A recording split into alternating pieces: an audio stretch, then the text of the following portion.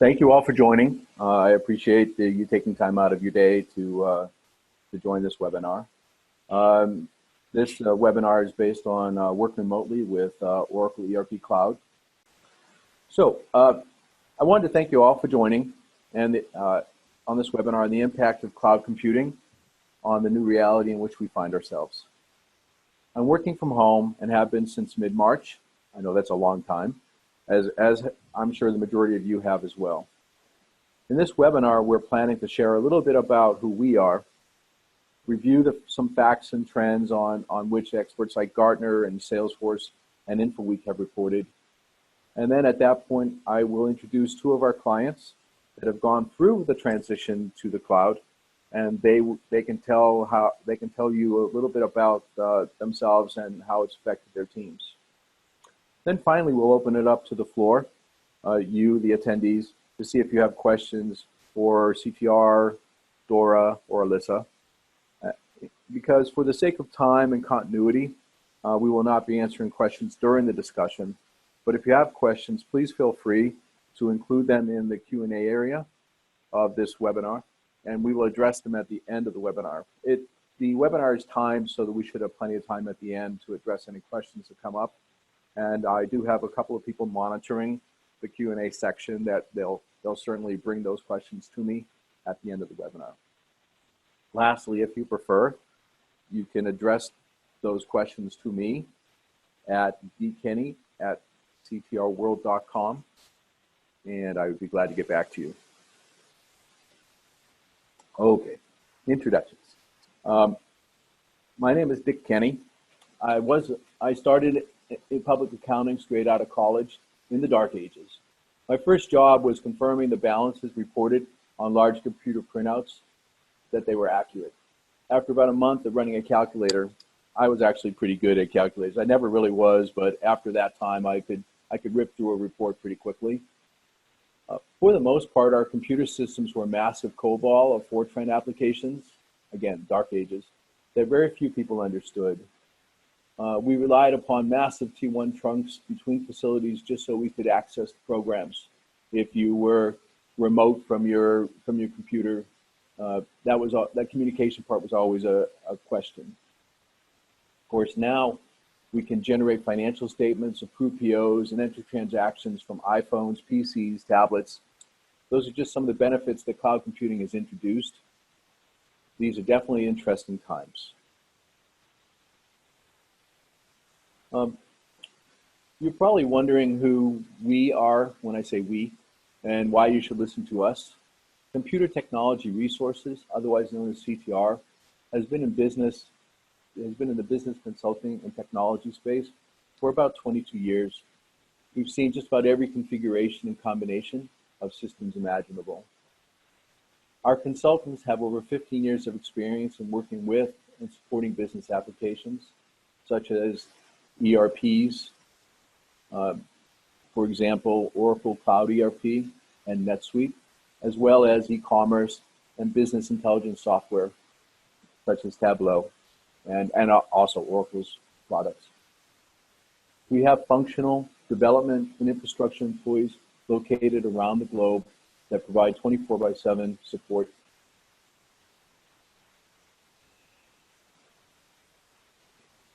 This slide here shows some of our expertise.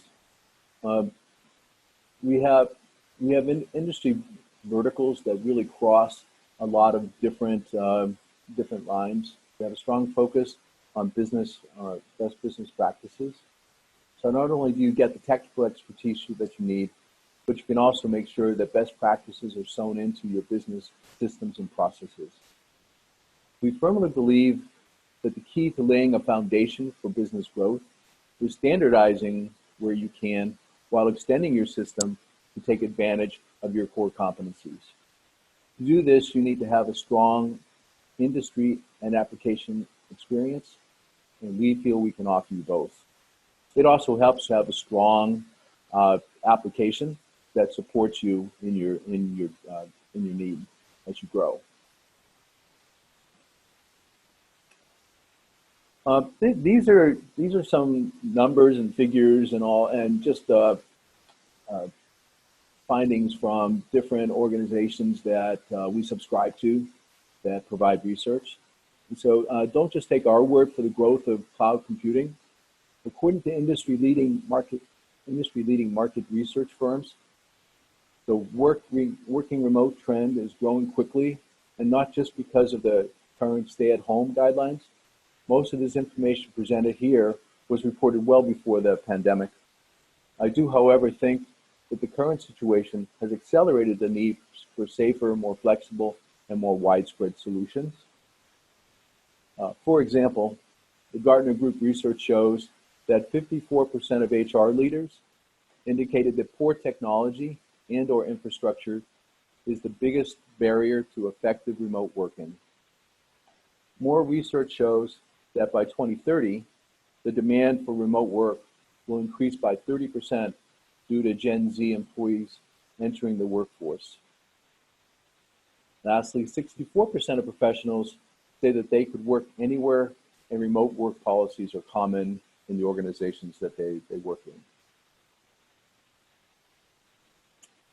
These are some numbers that are showing the trends, and again, more numbers to drive home the point that more and more companies are looking for ways to leverage the benefit of remote work, and that their employees and potential employees are buying into this trend as well. Certainly after 4 or 5 months of working remote, and I don't see that stopping in the short term, but after 4 or 5 months, you see a lot of companies are even deciding if they're going to invite all their employees back to work at a central location. I think that a lot of companies are looking at that, a lot of employees are looking at that, and as you can see by this trend analysis, that the numbers are constantly increasing.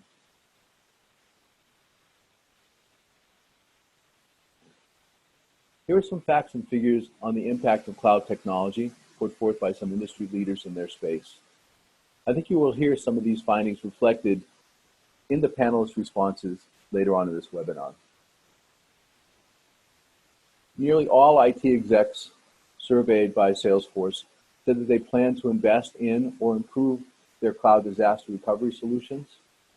The effort to create and maintain a disaster recovery solution is greatly reduced when using cloud applications.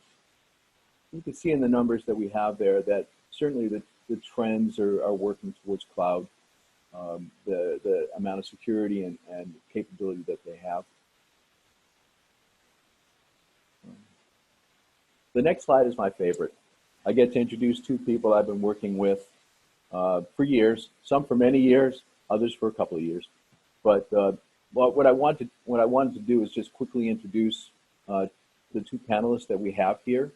Dora Covarrubias, I've known her for years, and like me, she has years of experience working with many applications, both as a user and also within the IT support role. She's very hands-on and has no problem rolling up her sleeves to make things happen in her organization. Dora was instrumental. She's too shy to say it herself, but she was instrumental in taking her organization from an on-premise application to the cloud for both back office and front office applications. And then Alyssa Wang. It's my great fortune to meet Alyssa a couple of years ago when she was involved in taking her organization from a limited back office application to Oracle's Cloud ERP. They've been live. I say over a year. I'm sure it's been a couple of years by now. Time moves fast for me. Not one to rest on her laurels, though. She has expanded the company's cloud footprint to include several new business applications. I don't think she ever stops. She now supports hundreds of users across 16 countries in multiple languages in the cloud, all of these with a variety of work access restrictions. Before we actually start the questions, I thought maybe Dora and Alyssa, if you could kind of introduce yourselves and talk a little bit about yourselves and your organization before we get into the questions and answers. Dora, would you like to go first? Sure. Hi. So my name is Dora Covarrubias, as Dick mentioned. I work for a bank. I've been with this bank for 16 years. It's a mid-sized bank. I've known CTR, Dick, and Pankaj since 2006. This bank I worked with used to be under a different name, and they came in back then to work with us on a project for EBS. Back then, I think it was version 8 or 7. And we used CTR throughout these years, upgrading to version 9, 10, 12, and then now finally into the cloud. So we just did this merger in 2018 with the cloud. We've been very successful. We like it. The users like it. And for us, our partner has been CTR through and through, and we still keep them as a support partner. So we've had nothing but good things to say about the migration, the project as a whole, and also going forward, any future patching and releases, they've assisted us with that as well. So any questions you may have with regard to converting over, I'm here. Let me know. We went through the huge project. It took us about a year and a half, but only because we wanted to take our time. So if you have any questions with regard to that, let me know. Thank you. Thanks, Dora. Your check will be in the mail. Thank you. And Alyssa, do you mind, hello, first of all, and do you mind talking about yourself and the company? Sure. Hi, this is Alyssa Wong. I'm the finance system architect with the Trade Desk. The Trade Desk is an ad tech company. I don't know if all of you know what ad tech is. Pretty much, we just empowers the internet marketing. Whoever wants to do marketing through internet, we have a backend platform that supports bringing up your campaigns throughout the internet. So that's pretty much from the high level what we do. The Trade Desk is a very fast-growing company.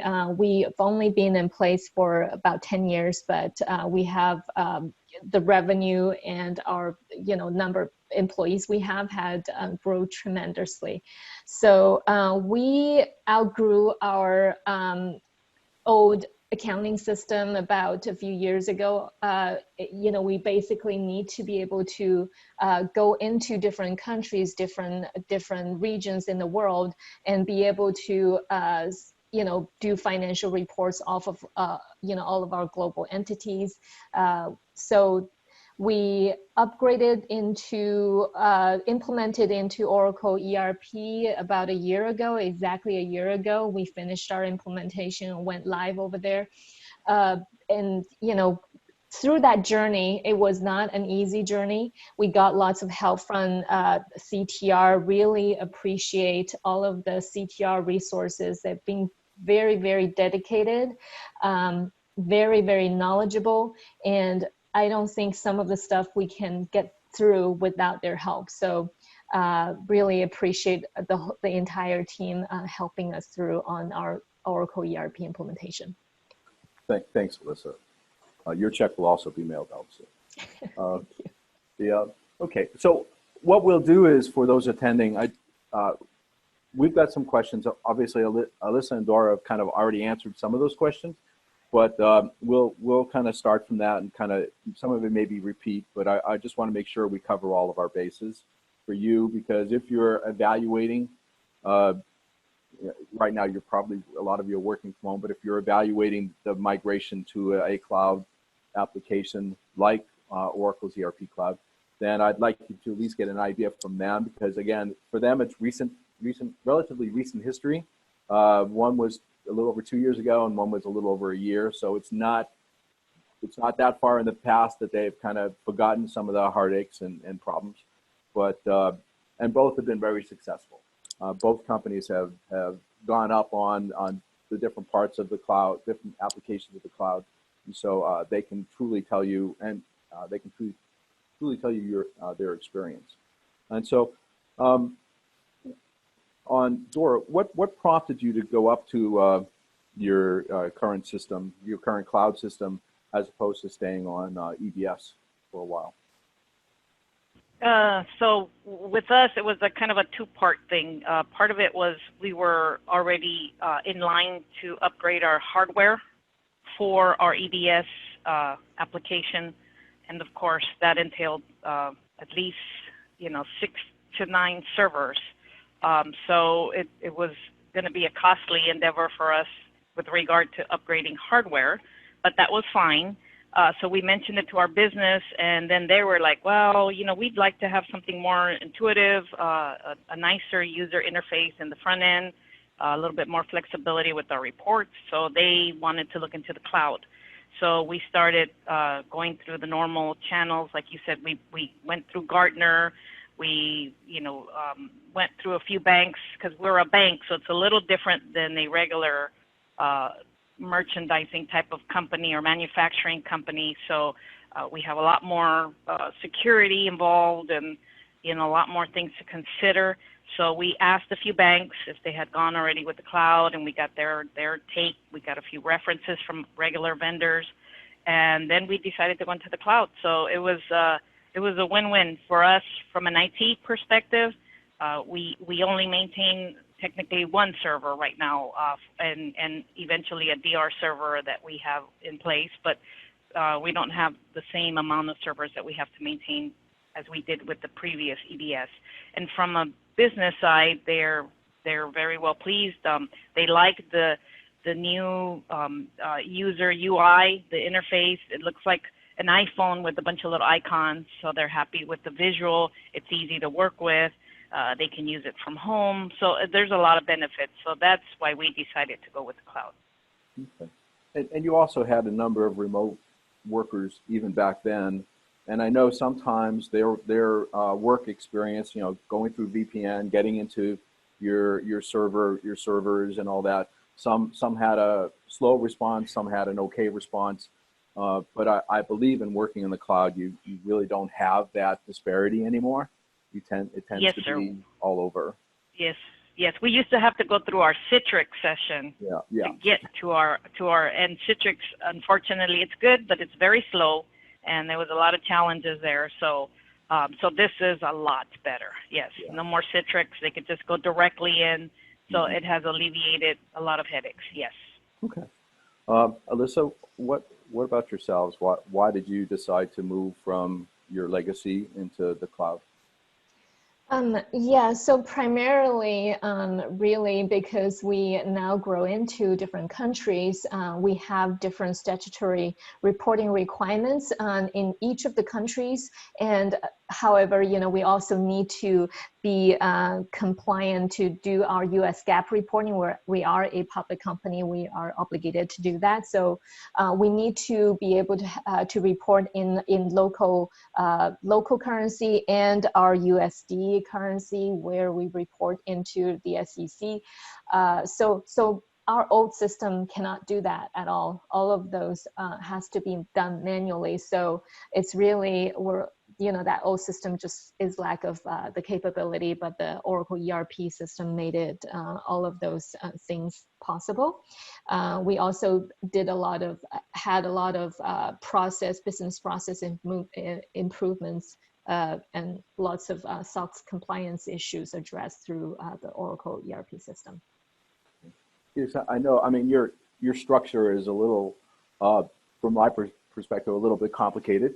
Certainly operating as many countries as you do, and you have a lot of sub aggregation in Europe and Asia. So certainly that makes it a little bit more, the reporting a little bit more complicated. But luckily, with Oracle's ledgering systems and all, the consolidations and translations work pretty well for you, I would think. Yes, that's right. Good. Okay. And Alyssa, you were talking about your migration experience going from your legacies to Oracle, and I know it extended over probably a little bit more time than you had planned. But after it was all over, I mean, are you happy with the results? Yeah, it was pretty good. It was painful, but after there's lots of back and forth, but we done several rounds of testing through that implementation process. We had our team, all of our accounting team, all of the accountants involved, did a lot of validation, and and the end result is good. But the journey is painful.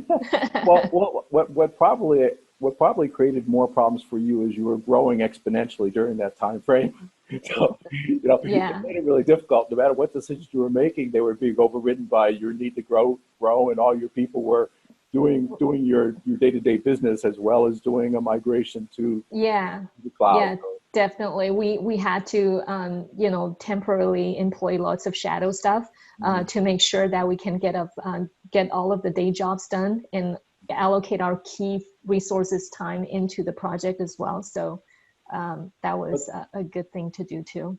But that's a very key comment, though, for those of you who are thinking about it when she talked about shadowing and all, is they really put their best people in the migration, in the path of migration, which means that they had to backfill some of their positions. So when you're thinking about it and you think you can hire a person, bring them on board pretty easily and have them, help in the migration, you have to understand that you really have to use your people who know your business best. And that's what TTD did.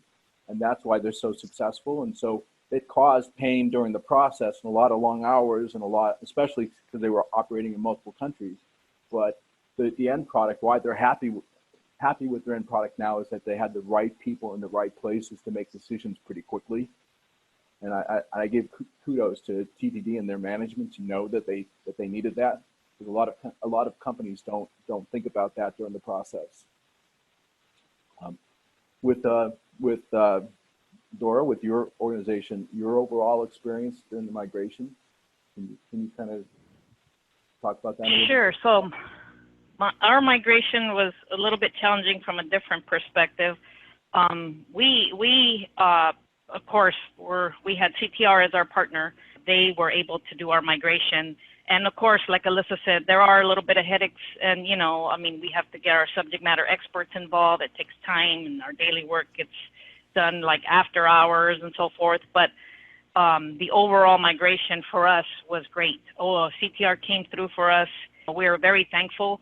Our business team is extremely thankful for that. And, we just had a successful migration.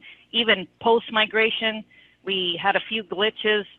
Probably the most was with the security, because our business team went with, we'll give more security than we need to, and then after we can remove it, just to make sure we have everything covered.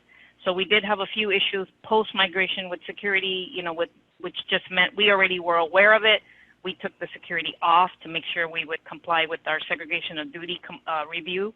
But other than that, post-migration was actually very, very good. And we also have a lot of different customizations that we had with EBS for mainly our accounts payable team. And that was the biggest challenge, the accounts payable area for us, but it worked out really well. So no issues on our end. And again, our migration was very successful due to CTR stepping in for us. So thank you. Thank you, Dora. We always like somebody else to praise us rather than ourselves. But no, yep. we appreciate that. It's nice having a long-term relationship with clients. I think that makes a big difference for in a migration like this. Yep. So to get more into the COVID-19 issues, for Dora, how long did it take for your team to leave the offices and get set up in their respective homes or wherever where they were working from? And do you think that you could have done that as easily if you were still working in a on-premise environment? Okay, so to answer your first question, it was fairly quickly. Our biggest challenge was purchasing additional laptops for certain employees that didn't have a laptop. Of course, all of IT has a laptop, and most of the business already had a laptop. So working from home was fairly simple. They just took their laptop home, connected to their Wi-Fi, and then used the cloud URL and got in. So there was no issues there.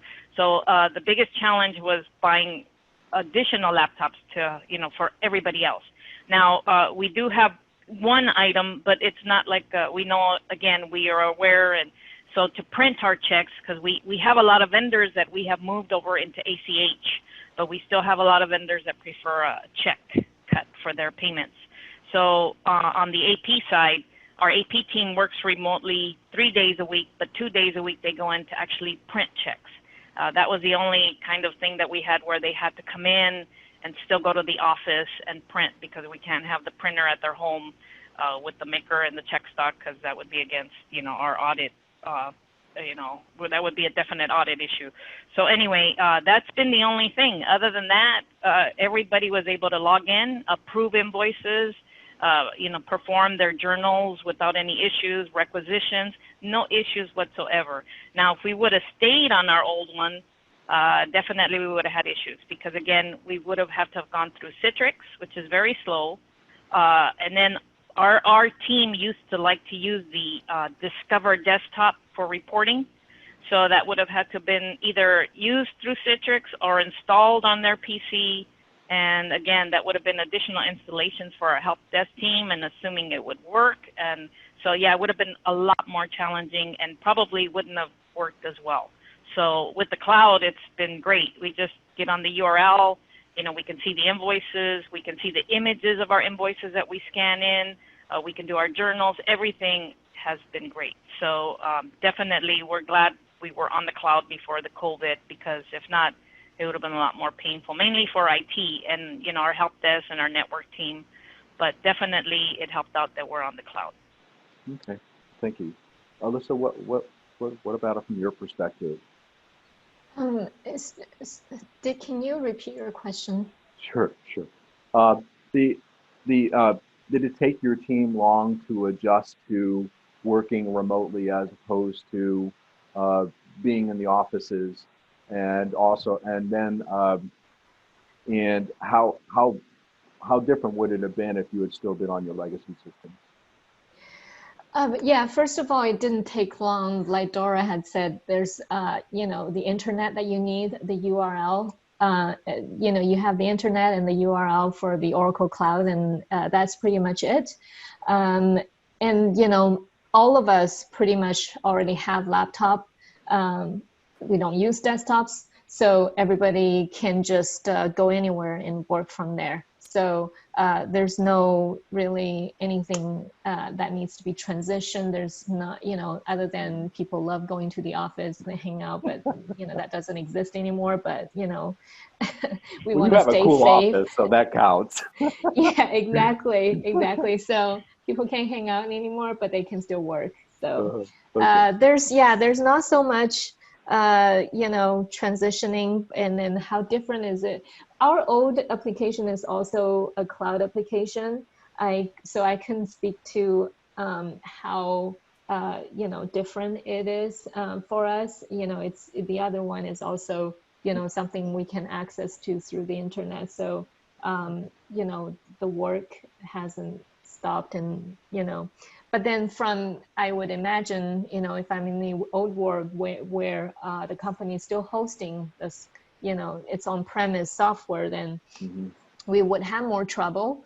We would have to, if there's any problem, we would have to staff up the IT resources to make sure that somebody's monitoring physically somewhere to help us through if there's any downtime, but we haven't experienced any downtime since this start of the working from home thing. So, okay. I mean, your organization was pretty much decentralized anyway. I mean, because you operate in so many countries and you do so much, and technologically you're so far advanced anyway because of the industry that you're in. So yeah, I could see why that probably wouldn't be a big thing for you. It just, I think for you, it would probably be just your growth rate, has a big impact. Just to make sure what countries you're operating in. I'm sure that countries are constantly being added and rearranged under your organization. So that's probably your biggest one. What I was wondering is what type of roadblocks do you continue to encounter, and do you have any insight on how to resolve some of those? Dora, if you wouldn't mind responding first. Sure. So for us, the main roadblock back when we first went live was just some support from Oracle, trying to get used to their notifications, their releases, their patching. It was a little bit different because we were used to patching our own. Now, of course, we rely on the schedule. So, and then going through support was a little bit of a challenge. We didn't seem to get the support. But back then, it was just starting. I mean, you know, the Oracle Cloud migration wasn't, we were somewhat beta, if you will. So it was a little bit of a challenge. We even went to the Oracle Open World to talk to specifically to the Oracle support managers to see what can we do or what do we have to do. Now, being 2 years out into this, they have definitely stepped up. We get our tickets answered a lot quicker. We have a smooth transition now with the patches. We have a schedule. I make sure my business team's ready. Our patching has been great. We've already gone through, you know, a few quarters of patching because there's 4 patch releases every year, and we have it down to a science. I mean, it's great. And so so those would have been my hurdles, Dick. Now with the support stepping up a little bit more, they've sent us different areas, different sites where we can go for additional documentation and support, and it has been a lot better. So I think now that they're, you know, getting more acclimated with the cloud and bringing in additional vendor or people, you know, like businesses into the cloud, they've definitely have stepped up their game. So meaning Oracle. So it's been great now. So thank you. Okay, just to clarify a little bit, that I mean, what Oracle does is they have 4 releases a year, and those releases are typically released into a development or a test instance, and then they have approximately 3 weeks to test it prior to it being migrated to a production instance. And the nice thing about that, I'm sure that Dora can agree, the nice thing is that the meter's ticking, so no longer is it IT having to push the users to test and make sure things are okay. You know, it's nice that Oracle gets the bad rep of having to move people along. And again, they've been doing it for 2 years, so yes, it is a nice pattern. We get the instance, and when it gets refreshed into a test instance, they validate everything, and then if they're okay with that, it moves up into production. And so the last at least 6 updates have been in really good shape, and we're moving along just perfectly. And Alyssa, what about it from your perspective? Are there still roadblocks that you're encountering that you'd like to try to resolve? Yeah, so I don't know if we have a resolution, but you know, we have to follow again, like you said, the Oracle patch schedule. And you know, sometimes there are bugs and there are stuff that's unexpected. You know, we have to just live with that. We don't have any option. I don't know if there's anything we can do with that. That's like the thing that you have to take when you decide to sign up for a cloud application versus in the past, you have a choice of whether you want to push the patch through or not. We don't have that choice anymore. Right. I mean, Oracle does have monthly patching as well that does fix things, and Oracle is, again, as Dora had mentioned, Oracle is getting much better at identifying bugs within the quarterly updates and you know, and fixing those in the monthly ones. And so they are getting better at that. Right. It's like any other system. You know, you take the 95% that works well, and the other 5% you have to get resolved. I mean, from my perspective, I haven't seen anything that is a go no go. You know, a no go situation, but I haven't heard anything of that. I mean, I think we kind of move along, but you're right. When you're in a SaaS model, software as a system model, yeah, you do have to take what they have. It's just, as I say, I find it only getting better and better. And anytime we deal with Oracle, the response time on their support is significantly better than it used to be. I think part of that is just the fact that we're all on the same versions and we all move together, and so you're not supporting, you know, 15 different versions of the same application. So we are getting better in that regard. That's true. We haven't encountered any showstopper issues. It's just little things here and there. And you're right. And there's a scalability you know, issue on the Oracle side now. just focusing on everything at the same time, everybody at the same level, I would imagine it's much easier for them. Mm-hmm. I would agree with that. I think it is. I think that's I mean, obviously I think that's their long-term plan. So I think that's worked out well for them. Yep. So and then let's see. I think that we're about at 10:40 now, which would give us enough time to answer questions. If you guys don't mind, if you have another 20 minutes that we can stay on, depending upon the questions we have. So Dave, do you have questions sitting in your hopper? Yeah, we do have a couple of questions, or a few questions sitting in the hopper, and thank you for those who asked them, and thank you for being patient and waiting that we get to those towards the end of our presentation here. We'll start with the first question received. So I think that's the fairest way to do this, and that would be, how do we keep workers or contractors from storing personal/confidential information on their personal computers at home? And that could, I think, relate to access to the system data or not. Dora, have you thought of that, or are you addressing that at all? I know you're on your computers in-house are pretty restricted, but I mean, because you give everybody PCs, right, or laptops? Yes. So the question is, how do we keep them from storing confidential data on their own PC? Or like it says okay, yes, so on their personal computers, but it sounds like you guys you issued laptops to be used at home. Is that correct? Yeah, and they're restricted. So from our end, we issue from our own company, and they're restricted. And we actually if they emailed the data to their home, we would have a record. Of course, it flags it right away.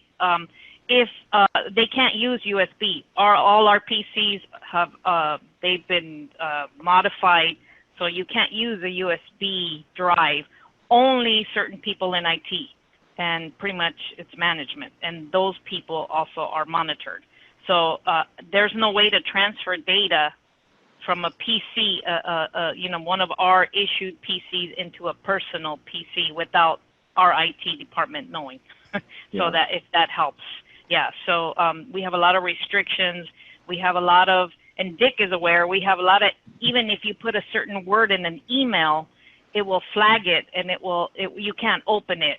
And Dick knows, because we've run into this issue with CTR. It's like, how come I can't open it? And then he has to create, we have to go through a password thing. We have to open it with him, because certain words that they type in the email flag our IT, and then they hold up that email so people can't open it. So, I don't know, maybe your company, if they could do that, that'd be great. Other than that, I don't know, because it is easy to send stuff to your personal or put it on the USB and then transfer it over. Now, other than you have restrictions. So, and Alyssa, yes, what about your perspective? Yeah, no, we don't have that strict IT precautions installed in our environment. The only thing I have to say is that you do have NDA agreement with your employees. Hopefully you do. Then that helps you to protect the company asset. Okay. I mean, you can imagine, since Dora works for a bank, that they're even more hypersensitive to personal information. So yeah, so that's how the I mean, I would think from that perspective, certainly if you work in a restricted environment and that's important to you, what we find is, since we're consultants, what we find is most companies prefer that we operate with their PCs, with their restrictions. If they allow admin, or if they don't allow admin rights and those types of things, which protects their PCs. So that's kind of our answer in general to that. Dave? Perfect. And I'd also add, hopefully we answered that question. If there is a clarification on that or any other question that we address here, please feel free to pop that in the question or Q&A bubble here in Zoom. Mm-hmm. Okay, the next question refers to or asks how the transition to the new system, and I know that there were both different paths there, helped address common remote concerns like communication, collaboration, et cetera, between team members. Dora, would you like to? Sure. Okay. So what was the question again? Sorry. How What was that again? how the transition to your new system helped with remote collaboration between your teams? Remote collaboration, like working remotely, or Well, I would say, and I'm inferring something here because this is not my question, obviously. One of the things that comes up in a lot of our discussions is how do we foster something similar to in-person collaboration, remotely, and if those systems, being accessible throughout or in remote locations, and how that potentially has helped, foster communication between those teams as they do work remotely. Oh, okay. So well, with us, yeah, I guess the cloud has, like I said, it's just a URL, having internet. It's like, so pretty much all of our business teams can get in, whether you're just an approver or an actual subject matter expert on a specific module. And then, with regard to person-to-person contact, like from a different, like a business, like CTR, I mean, if we have like a test instance that they can use, we can definitely send that URL to contact, do that contact with them as well. So I mean, I'm thinking I'm answering the question properly. Let me know, but we haven't had any problems now that we're working remotely. It is like we're being in touch with each other if we were in person. We can do the meetings, we can, show our instance, we can get reports. Everything is very available to us in the cloud. So there are no issues with that type of, collaboration, if you will. Did that make sense? Did I answer it properly, or am I totally off on the question? I think you did a good job. I mean, they've always, the bank has always been very email centric, and so because that way they have a clear record of who said what when. Dora is the keeper of all emails, but so in that regard, nothing's really changed. They don't tend to put a lot of stuff verbally. Most of the stuff is in writing. What they did do, what did improve somewhat over the cloud experience is their approval process. Both their requisitions and their invoices have a very clear approval workflows, and those approvers can see the individual invoices and all as if they were at the office. So in that regard, that's been clear. They had that in EBS, but I think it's just gotten better in the cloud. So they have that part of the process down. Alyssa, from your perspective, what would be your ideas? Yeah, so yes, Oracle Cloud, as Dora had mentioned, allows us to be all in the same place, see the same numbers if you have the access. And then from the collaboration communications perspective, is really up to your company, what your company what tools, what other tools that the company's made available for you to go through. Like for us, we use Slack, we use Zoom a lot. There's lots of screen sharings and stuff like that. We're always, sharing the information at the same time. No problem there. And then Oracle ERP does have like a social module, but we as a company chose to use a different communication tool. Right, you also use JIRA.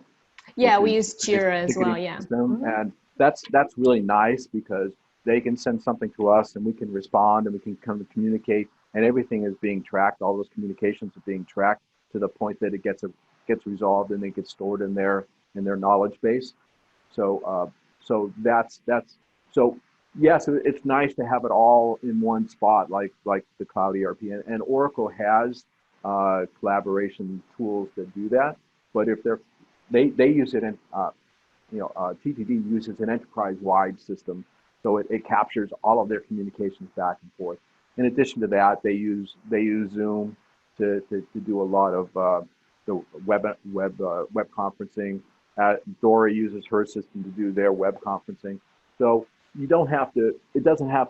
So a product doesn't have to fit all your needs, but they have right now with remote working, there are a ton of tools out there that can meet your needs. And the nice thing about it is you use the ones that work best for you, and they have an enterprise-wide, acceptance, in my opinion. Dave? Perfect. We do have a couple more questions here, and if there are others that are either thought of or spurred by other answers, please feel free to ask them.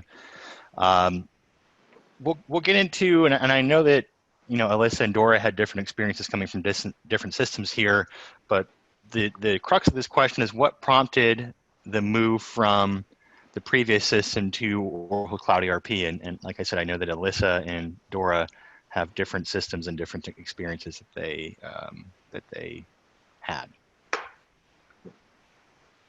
Alyssa, would you like to? Yeah, sure. So yeah, I mentioned a little bit already. So basically, our old system cannot accommodate reporting in both US GAAP and local statutory reporting. So the Oracle ERP has a robust system and allows us to do that for us to report in both local government level and also at the US GAAP at the consolidated level. Yeah, that's pretty much it. And our old system also does not allow very good reporting capabilities for us. It's very difficult for us to create our custom reports out of the old system. The data structure is just very, very insanely complicated, and something is just not there. So that was a challenge too. And the other thing is that since we're a public company, we have very strict segregation of duty requirements. The old system just cannot achieve that. So we had to have lots of controls around our system access. With Oracle ERP, the CTR team helped us to design all of our custom rows. We have lots of custom rows that we developed so that we have a solid segregation of duty access for all of our users. So yeah, those are the main reasons. Yeah, for anybody, just to sell, we do have a blog that's in LinkedIn. If you have access to that, we have a blog on roles and responsibilities and all that, especially as they relate to Oracle's ERP Cloud. If you'd like to look at that, it explains a little bit more detail about how Oracle looks at roles and responsibilities and how it rolls up to tasks that roll up to privileges that roll up to roles and all. Because I think that Dora is going to say much the same thing. That your roles and privileges got a lot smoother in the cloud, didn't they? Yes, we went like from 20 to like 12 or something now, our roles. So, and our biggest push was more the hardware. It was time to upgrade our hardware. And it was like, do we spend the money on the hardware or do we go on some other system? And that's when our business was like, no, we want the cloud. We want the cloud. Like Alyssa said, we want the flexibility with some of these reports. One of the biggest things for our business team, we also have Hyperion Essbase, and we also have a cloud version of that, which is from a different team, not my team. But one of the biggest things on the Oracle side, on the ERP side, is that they have, it comes with the Hyperion Essbase like cube, and it's real time. So what that means is we constantly refresh our Hyperion Essbase cube every hour to update. But now on the accounting side of the house, any journals, anything they put in, it's updated real time right away. So when it comes to month-end close, they love it because they can go in there and view all their transactions and the balances as real-time items, and it definitely has improved our month-end close. Our AP team went from a 5-day to a 2-day, so it's definitely has helped. So that was one of the biggest things. And again, the UI, they wanted a different UI, more user-friendly. Again, now with the internet is even more so friendlier for the user because they just need the URL. There's no Citrix. So those were a lot of the biggest things for us to move into the cloud. Yeah. So Also, hopefully that, you had a lot of reports that were sitting in Discoverer, which was an old EBS yes, tool that was no longer being supported by Oracle, and so you guys moved that all into Oracle's internal BI, business intelligence, yes, and wrote reports yes, sir. similar to, you got kind of the same reports, but I think you actually got them a little better. They're all native Excel. You can, and the nice, as Alyssa and Dora both said, that they're real time. Like if you run them, they're taking transactions at that point of time, which is nice. So everybody's, you're not dealing with stuff that was a day old or a week old before you get it. So that was a big plus from Oracle.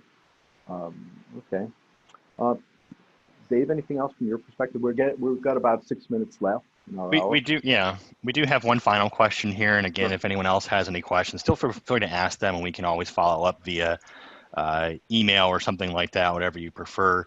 And we did touch on financial reporting just now, and this seems to be a question more directed towards, well, I actually don't know, but it's actually how the experience of financial reporting changed for a multi-currency, multi-country, and USD aspect.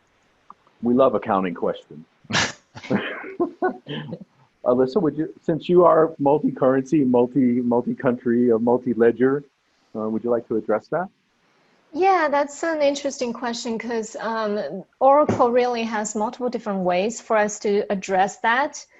So what we chose to in our environment is we set up a USD, US GAAP functional ledgers US GAAP ledgers in functional currency USD for all of our countries. So that decision was made because a majority of our transactions in foreign countries are USD. Therefore, we can take the luxury of asking all of our countries to book everything in USD functional in their primary ledgers, and we have the secondary ledger set up at the same time, which translates all of the USD transactions into non-USD local currency transactions, at the sub-ledger level. So that allows them to report off of their secondary ledgers to do any statutory reporting. So yeah, it's an interesting question. And our financial reporting, because our primary ledger are all in USD, our consolidation reports consolidations is really just done through reporting. We don't really need to do any translation there. So, yeah, and that's the real cool part about how Oracle has structured its ledgers, is that you can have secondary ledgers at a transactional level. So if you're in a country like France or Brazil that require reporting at that level, you can do that while still maintaining a primary or ledger in the alternate currency. And you can, these can be based on currency, it can be based on calendar, it can be based on your whether it's GAAP or international. So there's a lot of different ways you can maintain that and still have it at a transactional level, which is really cool. It allows you to have that without having duplicates or without having your month ends or year ends or quarter ends being incredibly long while all that stuff moves. So that's a good process. Dora, you don't really do much. You're all on US and you're on a single ledger, so your world is a little bit easier in that regard. But still, you have a really fast turnover, so you have a fast close that you have to respond to. Yes, we're strictly USD. Mm-hmm. And you have 1 million auditors that audit all the time. And we have 1 million auditors for every quarter. Yes, we have. Yes. Yeah, I know you're paid. Yep. Anyway, well, we're about at our hour. We fully appreciate Dora and Alyssa staying on and answering all of our questions and going through that process. And we also appreciate you, the attendees. I see the majority of people have stayed on, which is always really cool. But if you have questions, for Alyssa or Dora, even after this, and you can always send them to me, which is dkenny, Kenny, at ctrworld.com, or sales at ctrworld.com. We monitor both of those, and we will certainly get an answer back to you.